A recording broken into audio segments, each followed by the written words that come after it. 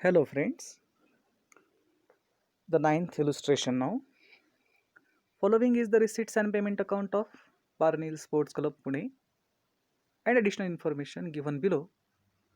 You are required to prepare income and expenditure account for the year ended 31st March 2019 and balance sheet as on that date. So the year is ending on 31st March 2019. So we are concerned with the accounting year 2018-19. The current year is now 2018-19. Receipts and payment account, opening balance of cash 5000, subscriptions. Now remember, the current year is 18-19. So 16, 17, 17, 18 are the previous years. And for that years, we received 2000, 3000 subscription. This year means that subscription was outstanding.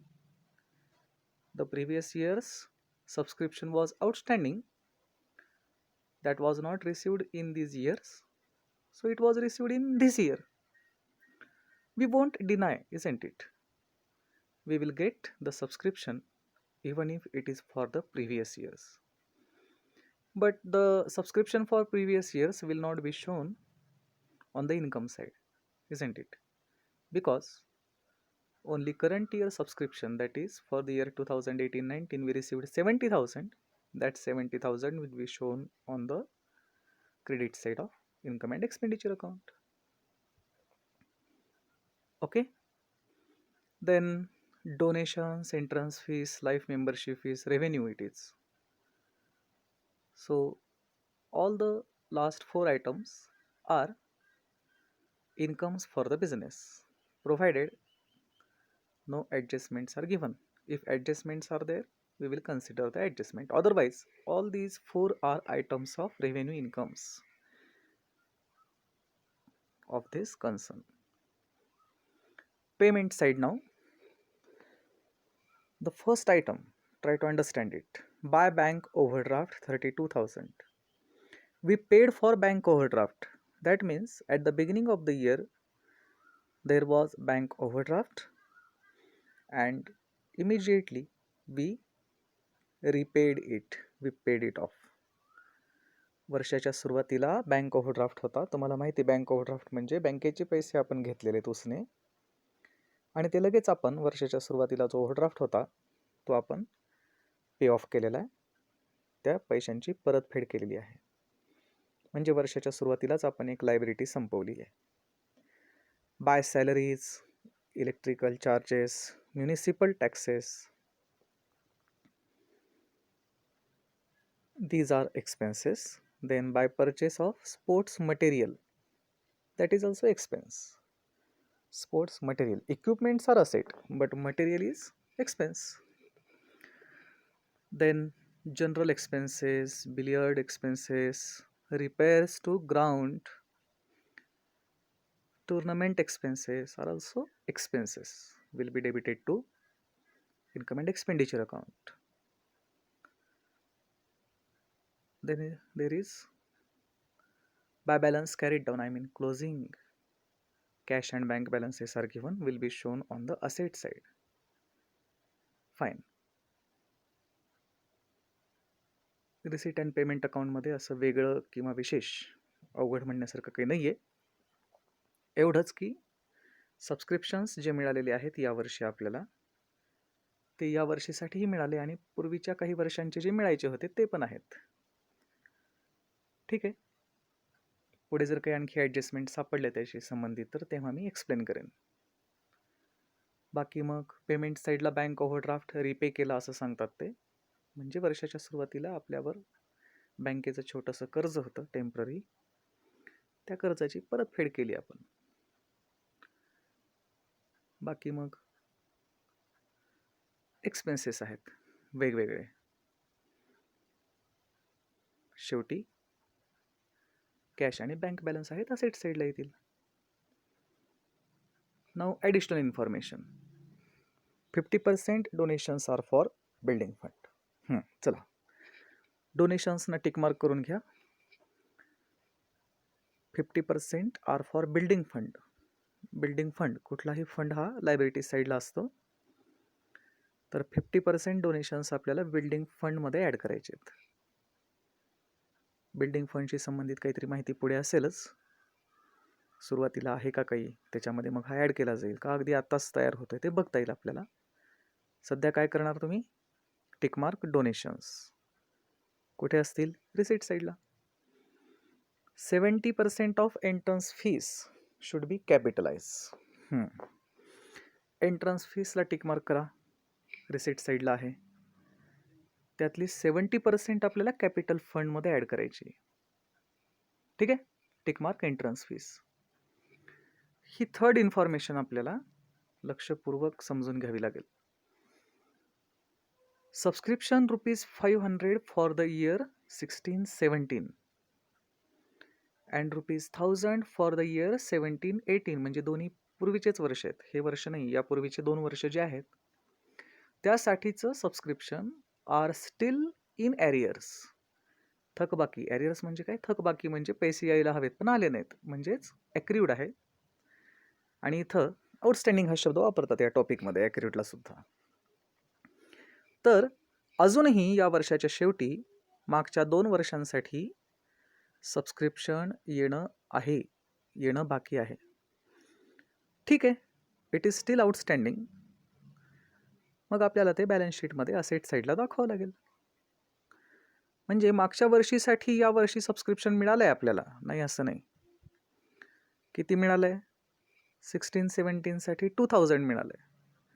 तरीही त्या वर्षीसाठी अजूनही किती येणं बाकी आहे, 500. म्हणजे खरं येणं किती होतं, सबस्क्रिप्शन ड्यू किती होतं 16-17साठी, 2000 + 500. Actually ₹2500 were outstanding for that year.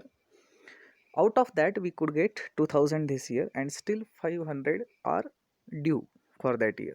And the amount which is due, I mean receivable, is asset for the business. Asset साईडला दाखवावं लागेल की आपल्याला आणखी ₹500 येणं आहेत 16-17साठी, आणि 1000 फॉर 17-18, म्हणजे 17-18साठी आपल्याला सबस्क्रिप्शन किती मिळालं आहे यावर्षी, 3000. तरीही अजून 1000 यायचं आहे. काय, 17-18साठी still ₹1000 are due receivable. Means total subscription receivable for the year 17-18 at the beginning of this year was 3000 + 1000, 4000. Out of 4000 we could get 3000, and remaining 1000 are still receivable, will be shown on asset side. Then following are the balances appeared in the books as on 1st April 2018. 1st April 18 वर्षाच्या सुरुवातीला आपले काय balances होते, काय position होती ती सांगितलेली आहे. सगळ्यात महत्त्वाचा असतो कॅपिटल फंड, आणि तो जर दिलेला नसेल वर्षाच्या सुरुवातीला किती होता, तर आपल्याला तो शोधावा लागतो. तर बघूत आपण या माहितीमध्ये कॅपिटल फंड आपल्याला सापडतो का. बिल्डिंग फंड होता सुरुवातीला 47,000. मग हा नवीन बॅलन्स शीटमध्ये दाखवायचा बिल्डिंग फंड इनर कॉलममध्ये, आणि त्यामध्ये आपल्याला 50% डोनेशन्स ॲड करायचे आहेत, हो की नाही. 50% डोनेशन्स. अगोदरच बिल्डिंग फंड किती होता, 47,000, आणि त्यामध्ये 50% डोनेशन्स ॲड करून मग आउटर कॉलममध्ये अमाऊंट लिहायची आहे. हे बघा, वर्षाच्या सुरुवातीला बँक ओव्हरड्राफ्ट होता 32,000. मग आपण काय करू, यावर्षी इनर कॉलममध्ये आपल्या बॅलन्स शीटमध्ये ओव्हरड्राफ्ट दाखवू 32,000, आणि मायनस रिपेड, कारण त्याची परतफेड केली ना आपण, मायनस रिपेड असं लिहू, आणि आउटर कॉलममध्ये काहीच अमाऊंट येणार नाही. ठीक आहे. उगीच आपल्याला वाटायला नको की एखादी इन्फॉर्मेशन आपण मिस केली का, चुकल्यासारखं वाटायला नको, हे राहून गेलं. ओव्हरड्राफ्ट इनर कॉलममध्ये दाखवा नवीन बॅलन्स शीटमध्ये. सुरुवातीला होता 32,000, आणि तो लगेच त्याची परतफेड केली, रिपेड आहे ना पेमेंट साईडला, 32,000. म्हणजे आता बँक ओव्हरड्राफ्ट काही शिल्लक नाही, आउटर कॉलममध्ये 0. वर्षाच्या सुरुवातीला लँड होतं 1,50,000. ठीक आहे. परत स्पोर्ट्स मटेरियल ₹30,000. हे महत्त्वाचं आहे. At the beginning of the year we had sports material of ₹30,000 with us. मग हे वर्षाच्या सुरुवातीला जे स्पोर्ट्स मटेरियल आहे, this is the opening stock of sports material at the beginning of the year.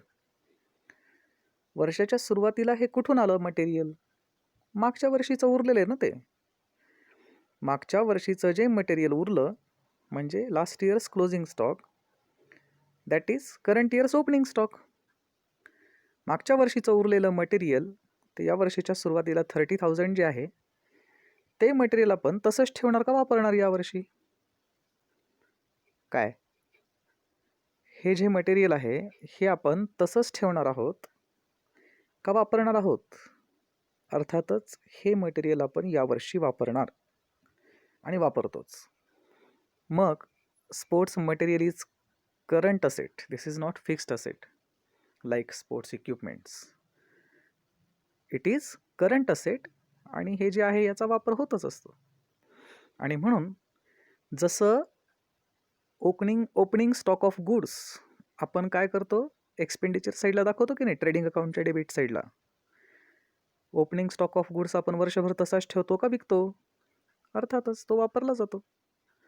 तसंच वर्षाच्या सुरुवातीचं स्पोर्ट्स मटेरियल या वर्षी वापरलं जाईल म्हणून ते या वर्षीच्या एक्सपेंडिचर साईडला येईल. Don't forget, the opening stock of sports material ₹30,000 will be debited to the income and expenditure account. मागच्या वर्षीचं उरलेलं हे मटेरियल यावर्षी वापरलं जाणार, तो या वर्षीचा खर्च ठरतो म्हणून ते या वर्षीच्या एक्सपेंडिचर साईडला येईल.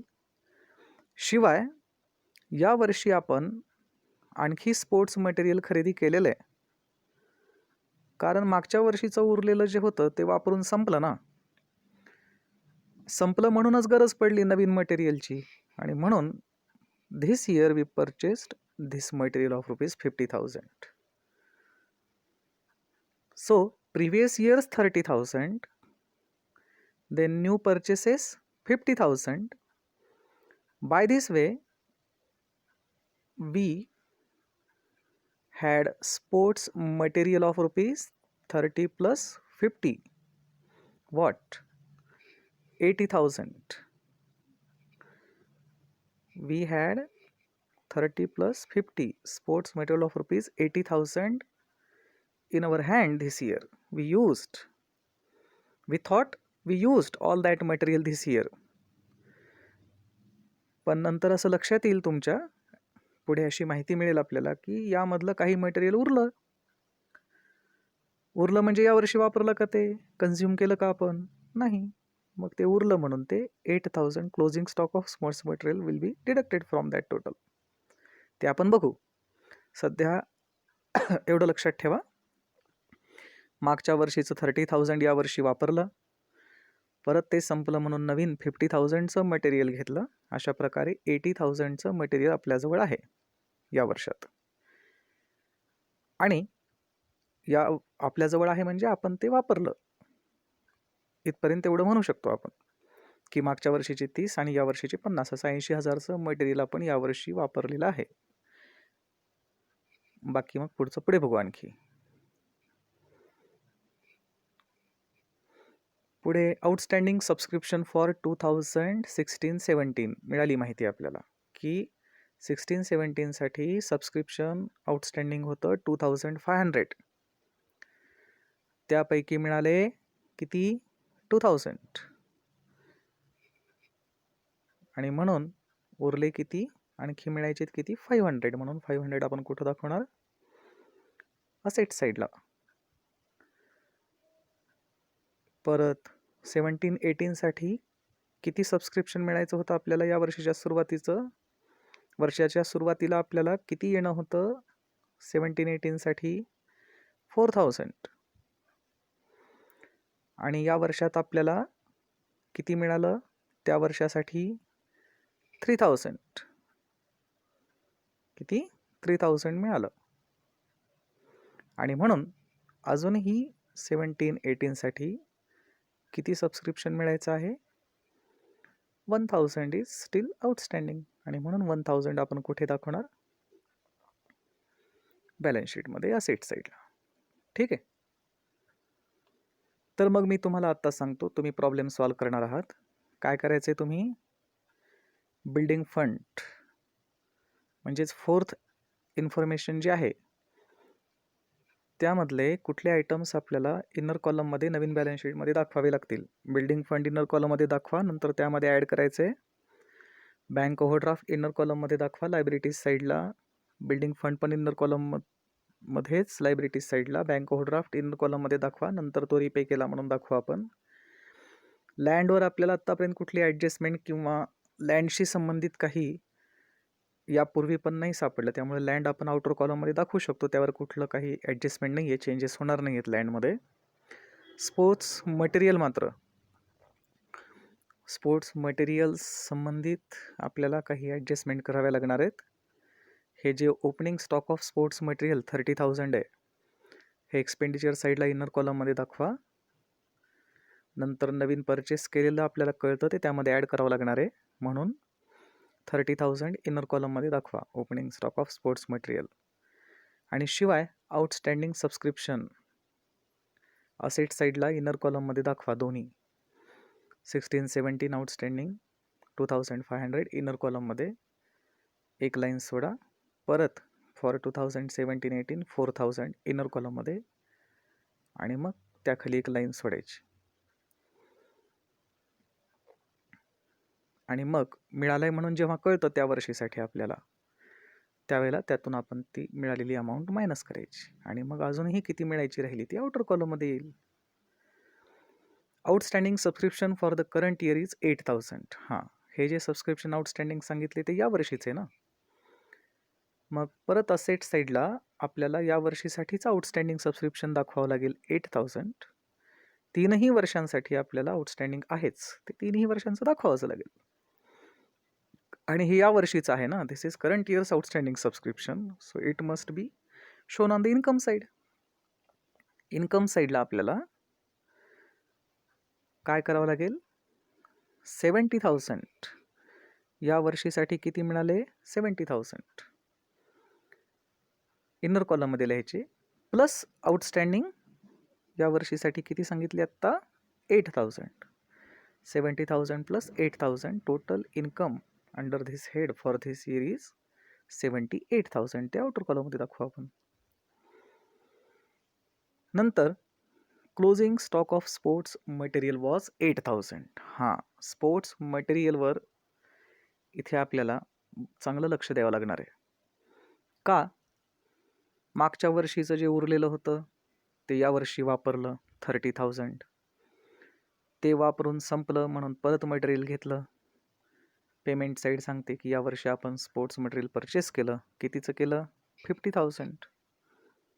30 + 50 80,000. मग असं वाटलं की 80,000चं मटेरियल वापरलं की काय आपण यावर्षी, पण नाही. ॲडजस्टमेंट म्हणते त्यामधलं 8000चं मटेरियल उरलेलं आहे. उरलं म्हणजे वापरलं का नाही. हे वर्ष तर आज संपतंय, म्हणजे आता हे कधी वापरलं जाईल पुढच्या वर्षी, म्हणजे तो पुढच्या वर्षीचा खर्च ठरतो ना. म्हणून हे उरलेलं मटेरियल हे या वर्षीचं एक्सपेंडिचर नाही आहे. म्हणून आपण असं म्हणू शकत नाही की यावर्षी आपण 80,000चं मटेरियल वापरलं असं नाही म्हणता येणार, कारण त्यातलं काही मटेरियल कितीचं उरलेलं आहे 8000चं जे उरलेलं आहे ते या वर्षीचं एक्सपेंडिचर नाही ठरू शकत. It was not consumed this year. So actual expenditure on sports material for this year is 80,000 minus 8,000 72,000. याला म्हणतात actual sports material consumed this year. काय लॉजिक वापरायचं आहे, काय फॉर्म्युला आहे?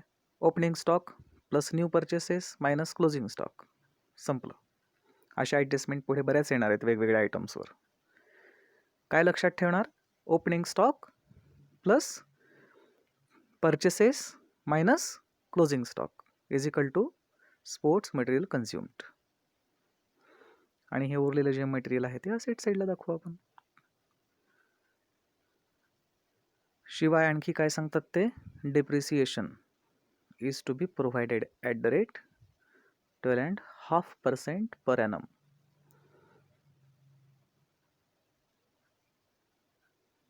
कशावर डेप्रिसिएशन आहे ते,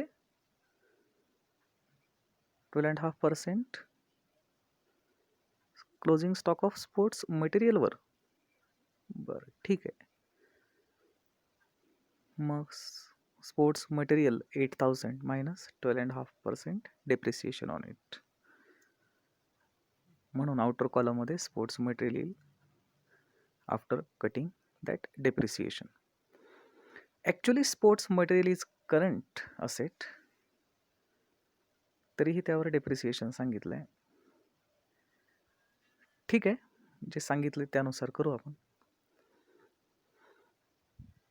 म्हणून मग हे डेप्रिसिएशन परत कुठे येईल, सेकंड इफेक्ट एक्सपेंडिचर साईडला. तर एक महत्त्वाची माहिती आपल्याला शोधावी लागणार. कुठली, कॅपिटल फंड जो आपल्याला सुरुवातीचा असतो तो आपण दाखवतो कुठे, बॅलन्स शीटच्या लायबिलिटीज साईडला, आणि नंतर सरप्लस वगैरे ॲड करतो. पण सुरुवातीला कॅपिटल फंड किती होता हे सांगितलंच नाही कुठे. मग सांगितलं नाही म्हणून नाही आहे असं म्हणता येईल का, असं होऊ शकत नाही.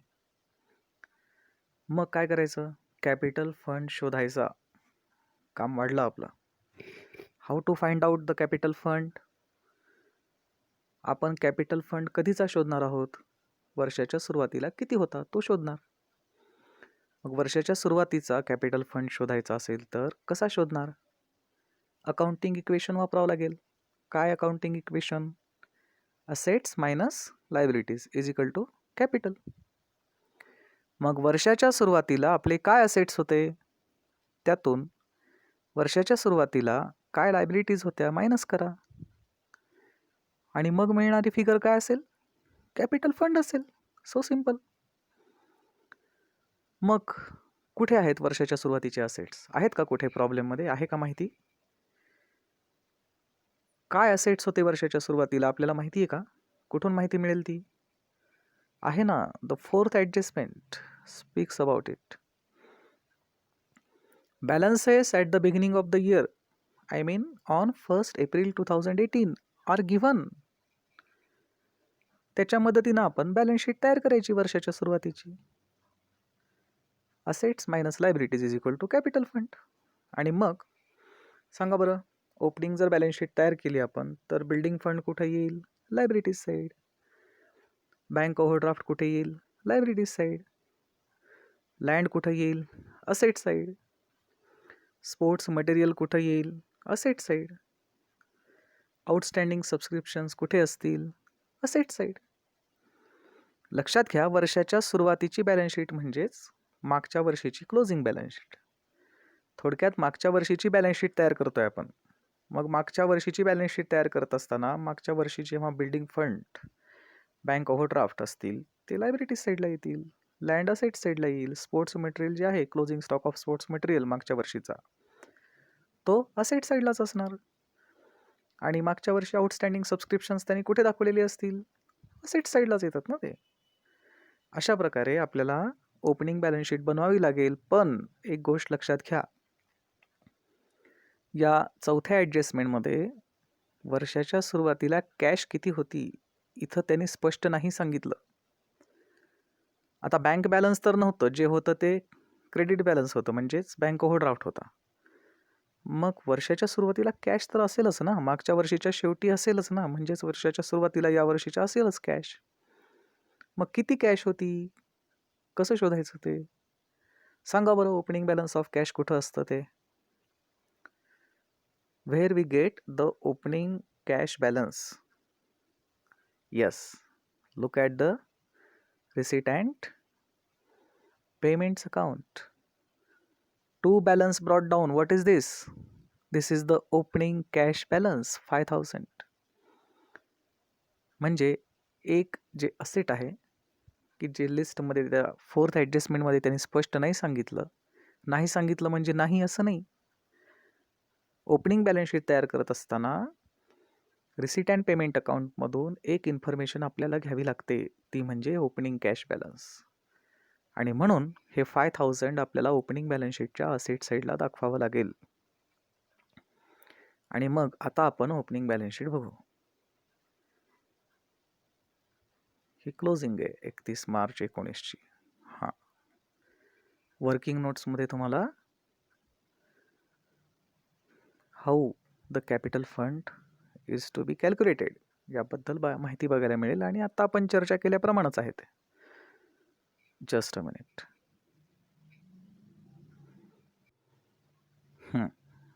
येस.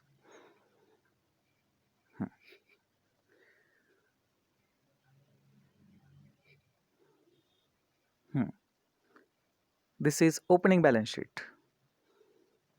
डेट तर क्लोजिंग दिसते. 31 मार्च हे ओपनिंग डे आहे का क्लोजिंग डे आहे? Closing day. मग याला ओपनिंग बॅलन्स शीट कसं म्हणायचं?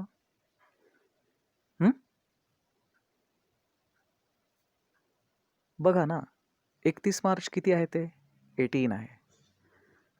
म्हणजेच ते मागच्या वर्षीचं क्लोजिंग डे आहे.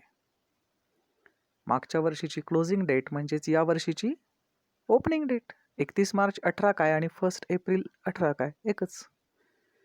म्हणून आपण ओपनिंग बॅलन्स शीट तयार करतो असं म्हणण्यापेक्षा मागच्या वर्षीची क्लोजिंग बॅलन्स शीट तयार करायची असं म्हणू. तर at the end of the last year we had land with us of rupees 1,50,000. We have shown it on asset side. या वर्षाच्या सुरुवातीला हे असेट होतं, म्हणजेच मागच्या वर्षीच्या शेवटी हे असेट होतं ना. Land 1,50,000. Current year's opening stock means last year's closing stock of sports material 30,000. It will appear on asset side. परत या वर्षीच्या सुरुवातीला 16-17साठी 2,500 रुपये सबस्क्रिप्शन येणं आहे. 17-18साठी 4,000 रुपये येणं आहेत, अशी माहिती दिलेली. या वर्षीच्या सुरुवातीला ती अमाऊंट आउटस्टँडिंग आहे, याचाच अर्थ मागच्या वर्षाच्या शेवटी ही पोझिशन होती. 16-17साठी 2,500 रिसिवेबल होते आणि 17-18साठी 4,000 रिसिवेबल होते. म्हणून total outstanding subscription at the end of the last year was 6,500. आणि आत्ता आपण जशी चर्चा केली तसं रिसीट साईडवरून ओपनिंग कॅश बॅलन्स, या वर्षीचं ओपनिंग कॅश बॅलन्स म्हणजेच मागच्या वर्षीचं क्लोजिंग कॅश बॅलन्स 5,000 आपण इथे दाखवायचंच असतं. ही माहिती शोधून घ्यायची असते रिसीट साईडवरून. हे असेट्स होते मागच्या वर्षीच्या शेवटी. आणि मागच्या वर्षीच्या शेवटी या लायबिलिटीज होत्या, कॅपिटल फंड आणि बँक ओव्हरड्राफ्ट. तर assets total 1,91,500 minus liabilities total किती येईल ते 79,000. 1,91,500 minus 79,000. So the capital fund is the difference between assets and liabilities is 1,12,500. It is called balancing figure. That is assets minus liabilities. So the capital fund at the beginning of the year, I mean at the end of the last year means at the beginning of the current year, was 1,12,500, and this capital fund is to be shown in the current year's closing balance sheet. Capital fund 1,12,500 असा हा शोधून आपल्याला लिहावा लागेल. जर दिला नसेल तर कसा शोधायचा? मागच्या वर्षीच्या शेवटी काय असेट्स होते, काय लायबिलिटीज होत्या, त्याच्या मदतीनं कॅपिटल फंड शोधायचा. चला, एक महत्त्वाचा आयटम शोधून काढला आपण. कसा शोधून काढला? By preparing closing balance sheet. Last year's closing means current year's opening balance sheet.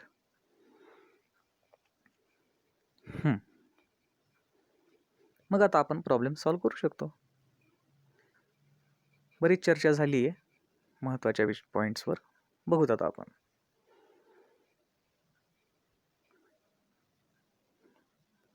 एरवी आपण म्हणतो की opening cash balance are not useful in the final accounts पण जर आपल्याला कॅपिटल फंड शोधायची गरज पडली, opening balance of capital fund शोधायची गरज पडली, तर याचा उपयोग होतो. या ठिकाणी आपल्याला ही फिगर उपयोगाला आली.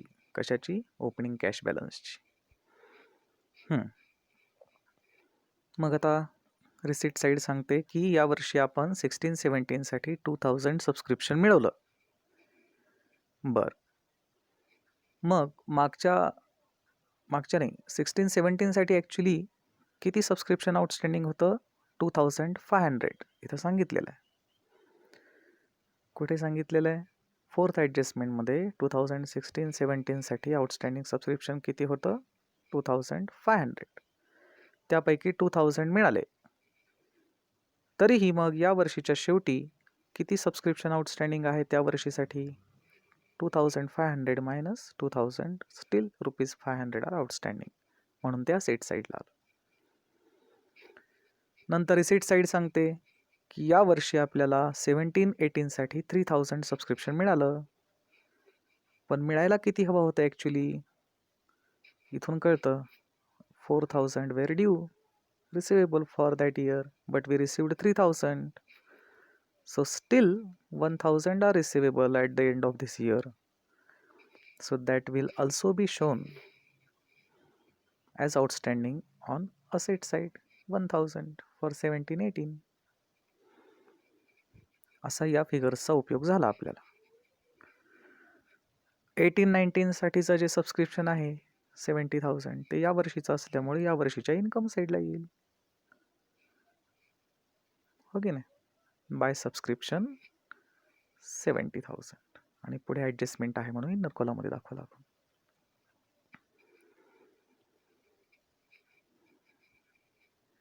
डोनेशन्स 15,000, त्यावर ॲडजस्टमेंट आहे म्हणून डोनेशन आपण इनर कॉलममध्ये दाखवूया 15,000.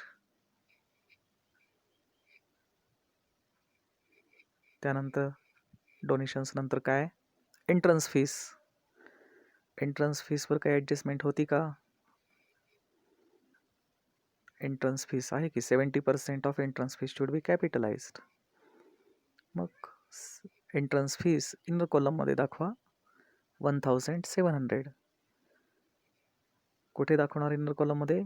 इन्कम साईडला. जनरली एंट्रन्स फीस इन्कम असते म्हणून ती इन्कम साईडला दाखवायची, पण नंतर त्यावर ॲडजस्टमेंट आहे म्हणून ती करण्यासाठी ती अमाऊंट आपण इनर कॉलममध्ये दाखवू 1700. नंतर कॅपिटलाइज करू. लाईफ मेंबरशिप फीस रेव्हेन्यू सांगितलं आहे. Life membership fees is generally not revenue item, it's capital item because this fees is for life time ना. It's long term gain, long term receipt. पण ठीक आहे, आता त्यांनी ब्रॅकेटमध्ये सांगितलंयच रेव्हेन्यू म्हणून, तर आपण ती माहिती इग्नोर नाही करू शकत.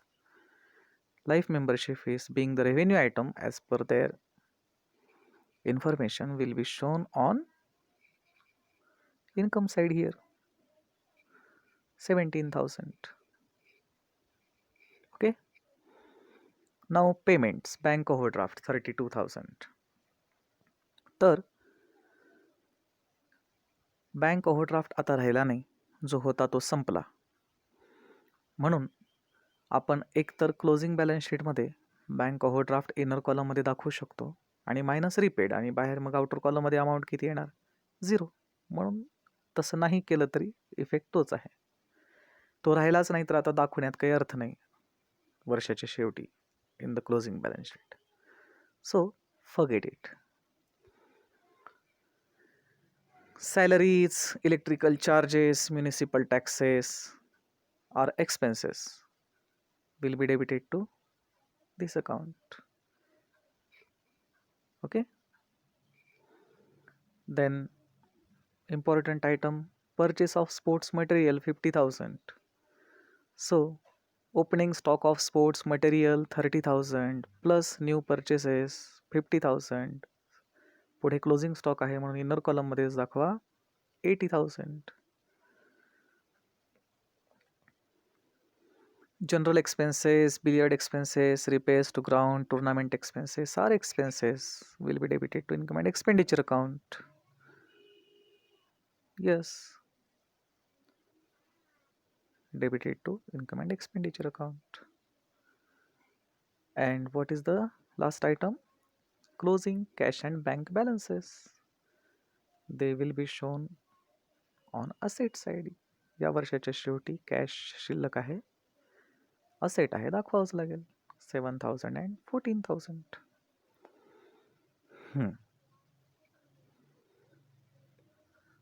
व्हिडिओ मोठा होणार आहे, असो. यानंतर additional information. 50% donations are for building fund. म्हणजेच सगळेच डोनेशन्स हे रेव्हेन्यू नाही आहेत, त्यातले काही स्पेशल डोनेशन्स आहेत. स्पेसिफिक डोनेशन्स म्हणजे कुठल्या तरी विशिष्ट कारणासाठी. 50% त्यातले फॉर बिल्डिंग फंडसाठी आहेत. म्हणून डोनेशन्स 15,000 मायनस 50% 7,500. म्हणून रेव्हेन्यू डोनेशन्स आहेत, जनरल डोनेशन्स आहेत 7,500 in the inner column. He income दाखवू शकतो. आणि अर्धे काय करायचे, बिल्डिंग फंडसाठी आहेत म्हणून बिल्डिंग फंडमध्ये ॲड करायचे. अगोदरच बिल्डिंग फंड होता 47,000, त्यामध्ये 7,500 ॲड करा आणि मग आता बिल्डिंग फंड झाला आहे 54,500.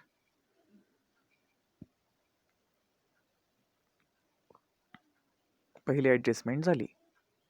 डोनेशन्समधून मायनस करा, बिल्डिंग फंडमध्ये प्लस करा. 70% entrance fees should be capitalise. आता तुम्हाला माहिती आहे काय करायचं ते. एंट्रन्स फीसची इन्कम साईडला आहे 1,700. त्याच्या 70% तिथून काढा, म्हणजेच त्यातून मायनस करा. आणि 30%च फक्त 510 इथे दाखवा इन्कम म्हणून. आणि बाकीची एंट्रन्स फीस कॅपिटल फंडमध्ये ॲड करा. To capitalise means to add it to the capital fund. That is why opening balance of capital fund plus 70% entrance fees. झाली second adjustment. Third adjustment is subscription 500 for 16-17 is outstanding. Okay, मग आपण ते subscription कुठे दाखवलं, asset साईडला. हां, एकच effect, इथे दोन इफेक्ट होणार नाहीत. आणि 17-18साठी अजूनही 1,000 रिसिवेबल आहे, म्हणून ते सुद्धा आपण असेट साईडला दाखवणार. Only one effect of this adjustment. म्हणूनच याला ॲडजस्टमेंट न म्हणता ॲडिशनल इन्फॉर्मेशन असा शब्द वापरतात. एवढा एकच इफेक्ट असेल. 16-17 outstanding 500 still outstanding, 17-18 still outstanding 1,000. No second effect, कारण हे मागच्या वर्षींचे आयटम आहेत आणि इन्कम अँड एक्सपेंडिचर अकाउंटमध्ये हे आयटम्स नाही येऊ शकत. जर ते यामध्ये कुठे इन्क्लुडेड असतं सबस्क्रिप्शन तर ते एक्सक्लूड केलं असतं, पण असं काही नाही आहे. आपण इथं जी अमाऊंट दाखवली सबस्क्रिप्शनची इन्कम साईडला 70,000, ती प्युअरली या वर्षीचीच आहे. ते यामध्ये इन्क्लुडेड नाही आहे म्हणून एक्सक्लूड करायची गरज नाही. एकच इफेक्ट असेल ऑन असेट साईड. रिसिवेबल आहे त्या वर्षीचं म्हणून असेट साईडला दाखवा. त्यानंतर काय, ओपनिंग बॅलन्सेस जे सांगितलेले होते त्याचा उपयोग आपल्याला कशासाठी होता, ओपनिंग कॅपिटल फंड शोधण्यासाठी. त्यासाठी आपण त्याचा उपयोग केलेला आहे. आणि शिवाय बिल्डिंग फंड सुरुवातीला असतो शेवटी असतो, म्हणून क्लोजिंग बॅलन्स शीटमध्ये बिल्डिंग फंड दाखवला आपण. बँक ओव्हरड्राफ्ट मात्र करंट लायबिलिटी होती जी वर्षाच्या शेवटपर्यंत संपून गेली, त्यामुळे ती नवीन बॅलन्स शीटमध्ये येणार नाही. लँड वर्षाच्या सुरुवातीला होता आणि शेवटी राहणार नाही असं नाही होणार. ते फिक्स्ड असेट आहे, सुरुवातीला होतं शेवटी दाखवावंच लागेल. म्हणून आपण क्लोजिंग बॅलन्स शीटमध्ये लँड दाखवलंय. दाखवलं का नाही? अर्थातच लँड क्लोजिंग बॅलन्स शीटमध्ये आलं. तसंच या long term liabilities, capital fund, building fund सुद्धा आपल्याला क्लोजिंग बॅलन्स शीटमध्ये दाखवावेच लागतील. आणि त्याशिवाय स्पोर्ट्स मटेरियल जे आहे मागच्या वर्षीचं उरलेलं ते तसंच शेवटपर्यंत ठेवणार का आपण? नाही ठेवणार. ते वापरलं जाईल म्हणून, ते वापरलं म्हणून कन्झ्युम केलं, यूज्ड, याचाच अर्थ ते एक्सपेंडिचर साईडला आलं, ते असेट साईडला येणार नाही. आता आपण तसाच ठेवणार का तो स्टॉक वर्षाच्या सुरुवातीचा शेवटपर्यंत? नाही, वापरून टाकणार. आउटस्टँडिंग सबस्क्रिप्शन जे आहे याचा उपयोग आपण केला. कशासाठी केला? ओपनिंग कॅपिटल फंड शोधण्यासाठी. आपण जेव्हा ओपनिंग बॅलन्स शीट तयार केली किंवा मागच्या वर्षाची क्लोजिंग बॅलन्स शीट तयार केली तेव्हा ह्या आयटम्सचा उपयोग झाला. बाकी आता वर्षाच्या या 2 वर्षांसाठी ॲक्च्युअल अमाऊंट जी आउटस्टँडिंग आहे 500 आणि 1000 तीच फक्त आपण आता रिवाइज्ड अमाऊंट नवीन बॅलन्स शीटमध्ये दाखवली. ही ओल्ड अमाऊंट आता तशीच नाही राहिली, चेंज झाली. ठीक आहे. Fifth adjustment is about outstanding subscription for current year 8000. Current इयरचं आहे ते या वर्षीच्या इन्कम साईडला आलं पाहिजे. Subscription for this year received 70,000, outstanding 8,000, total 78,000. आणि हे सबस्क्रिप्शन आउटस्टँडिंग आहे म्हणून या वर्षीच्या बॅलन्स शीटमध्ये आलंच पाहिजे. मागच्या वर्षीचे आउटस्टँडिंग आहे आणि या वर्षीचं पण आहे. अशा प्रकारे total outstanding subscription at the end of this year is 9,500. आणि शेवटी सगळे ॲडजस्टमेंट्स झाल्या का नाही? लास्ट ॲडजस्टमेंट राहिली आहे. Closing stock of sports material was 8,000. आणि मग तो जो फॉर्म्युला आहे opening plus purchases minus closing, त्या फॉर्म्युलाचा वापर केला आपण. Opening plus purchases minus closing. मग actual sports material used this year was 72,000. So that is the only expenditure for this year on sports material, that is 72,000. आणि closing stock जो आहे मटेरियलचा तो कुठे येईल? असेट साईडला. आणि तो आपण असेट साईडला दाखवला. मग हा जो उरलेला स्टॉक आहे या वर्षीचा आता पुढल्या वर्षी वापरला जाईल म्हणून तो पुढल्या वर्षीच्या एक्सपेंडिचर साईडला येईल. ठीक आहे. लगेच यावर डेप्रिसिएशन सांगितलं आहे. 8,000च्या 12.5% 1,000 म्हणून आउटर कॉलममध्ये 7,000. आणि डेप्रिसिएशनचा सेकंड इफेक्ट तुम्हाला माहीतच आहे, तो एक्सपेंडिचर साईडला येईल. असा हा प्रॉब्लेम आहे. चांगला 1-2दा अभ्यास करा या प्रॉब्लेमचा.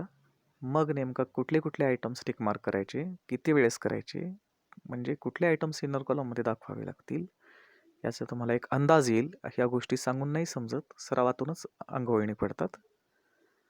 सराव करा. हा प्रॉब्लेम तसा स्टँडर्ड प्रॉब्लेम आहे. सुरुवातीचे 2 प्रॉब्लेम्स खूप सोपे होते. हा प्रॉब्लेम तसा हेवी आहे. CA फाउंडेशन लेवलचा म्हणायला हरकत नाही. म्हणून हा प्रॉब्लेम प्रयत्न करा 2-4 वेळेस, जमेल तुम्हाला सॉल्व करायला आणि वेगळाच कॉन्फिडन्स तुम्हाला फील होईल. बाकी मग आता व्हिडिओ खूप मोठा झाला आहे. तुम्ही सरप्लस डेफिसिट काय असेल ते शोधू शकता. सरप्लस आहे, चला चांगली गोष्ट आहे. हा सरप्लस कुठे ॲड करतो आपण? कॅपिटल फंडमध्ये. मग नेट म्हणजेच closing amount of capital fund असेल 1,33,000. बँक ओव्हरड्राफ्ट तर लायबिलिटीज साईडला येणार नाही कारण तो रिपेड आहे, संपून गेला. त्यामुळे लायबिलिटीज 2च आहेत, कॅपिटल फंड आणि बिल्डिंग फंड. त्याचं टोटल आणि असेट साईडचं total. Closing balances of cash and bank, outstanding subscriptions for different years, land only fixed asset at the end of the year we are having 1,50,000. आणि sports material closing त्याचं total आणि हे लायबिलिटीजचं total मग same होईल आणि balance sheet tally होईल. ठीक आहे. हा प्रॉब्लेम यापूर्वीच्या 2 प्रॉब्लेमसारखा सोपा नाही आहे. एकदा सोडवला आणि येईल असं नाही. याला तुम्हाला ग्रास्प करावं लागेल. या व्हिडिओच्या मदतीनं तुम्ही ते करू शकता. All the best. Thank you very much.